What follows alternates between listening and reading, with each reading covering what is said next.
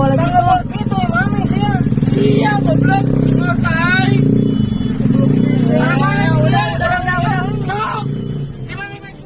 Gara-gara diklakson, pemotor diduga niaya pemobil di Bandung. Baru-baru ini beredar video keributan antara pemotor dan pemobil.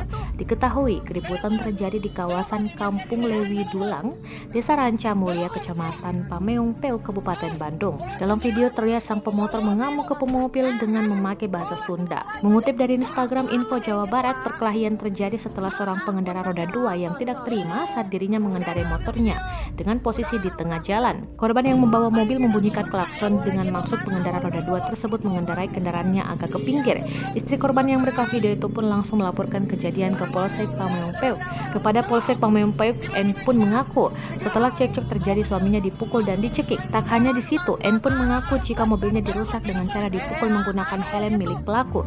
Saat ini terduga pelaku sudah diamankan oleh petugas Polsek Pameung Peu, Polresta Bandung untuk penyelidikan lebih lanjut. Bola si mobil lain anjing. Sok turun. Kayak gitu punten ya tos. Turun. Udah. Video. Udah.